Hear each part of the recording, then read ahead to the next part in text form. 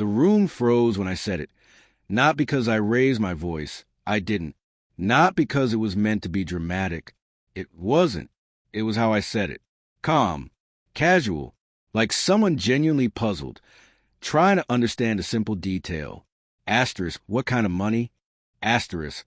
The CEO had just smiled, swirling a glass of wine in hand, and asked with a glint of amusement.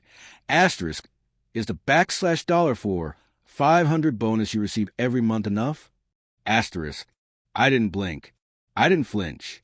I looked up from my plate, leaned back ever so slightly, and dropped those 5 words. And that's when it happened, like oxygen leaving the room. Every face turned slowly, as if dragged by some invisible force, their expressions shifting from curiosity to dawning horror. All eyes landed on her. My wife, the company's head accountant. She went pale, lips parted. Her hand trembled as she gently lowered her fork onto the table. She didn't look at me. She turned to him, my so, whose smile had vanished. He leaned in, whispered something in her ear, something I couldn't hear. But I didn't need to. I already knew.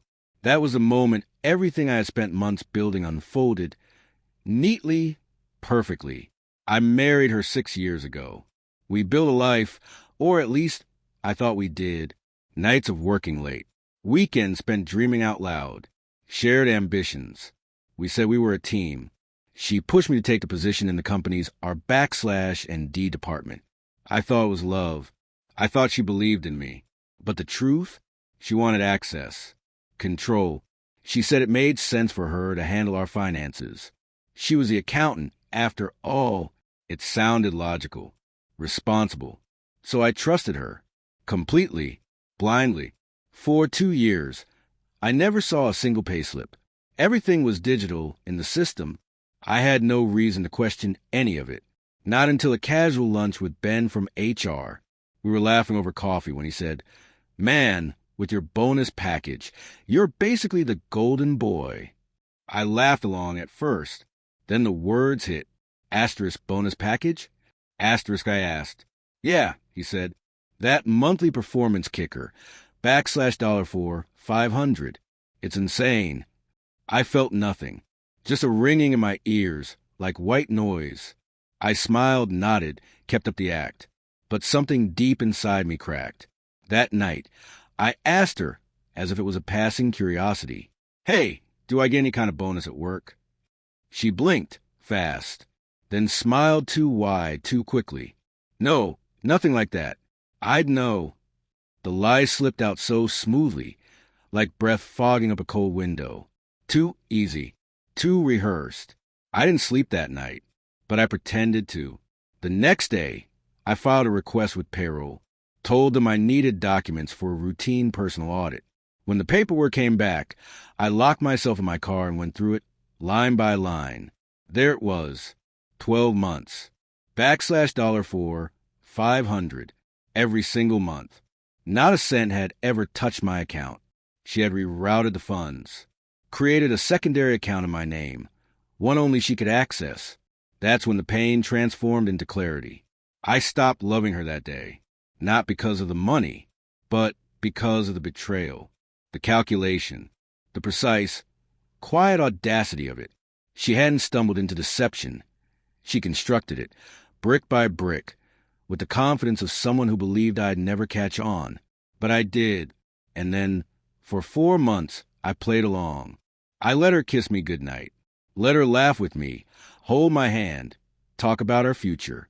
I let her believe I was still asleep, because that belief made her careless. And while she lived inside her illusion, I planned. Every spare second, I wasn't at work. I was building a case.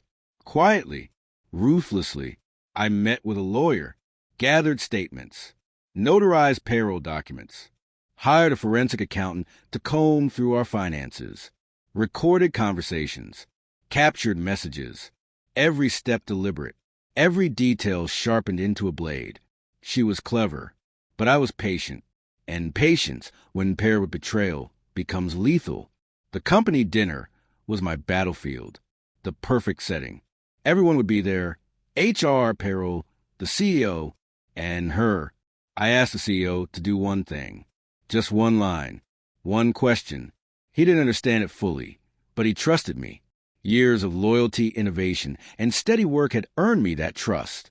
Something my wife clearly never valued. So when he turned and casually asked, asterisk, is the /$ for 500 bonus you receive every month enough? Asterisk. He handed me the sword, and he didn't even know it. Asterisk, what kind of money? Asterisk, I replied. That was a strike. The silence that followed was total. She didn't deny it, didn't speak. Just sat there blinking, shrinking, sinking beneath the crushing weight of every pair of eyes in the room. The CO leaned in, said something only she could hear. Then he stood, looked at me, then at HR, office. Now. She followed. No choice. I followed too. In that room, I laid everything out. Every document, every account, every transaction, every lie. She tried to spin it, said it was for us, said she meant to tell me, said it just got out of hand. But the paper trail didn't care about her story. It was a noose, and she tied it herself. HR was stunned. Legal was called. She was suspended on the spot. And me, I walked out of that room lighter. Not because I got justice, but because for the first time I saw her clearly not as my wife, not as my partner, but as what she really was. An opportunist, addicted to control. The divorce came fast. She signed with no fight. Her lawyer tried to negotiate a settlement. Mine slid the fraud evidence across the table. They didn't press again. She lost her job, her reputation, her grip on me, and I got the last 6 figures back. Clean, legal, tied with a bow. People ask if I regret it, if I miss her. I don't. What I miss was illusion, the version of her that never really existed. But I don't grieve ghosts anymore. She dug the grave with her lies and silence. I just handed her the shovel. And as I watched her world collapse under the weight of her own schemes, I didn't smile. I didn't gloat. I just whispered the same 5 words I started with. Asterisk, what kind of money? Asterisk, and walked away.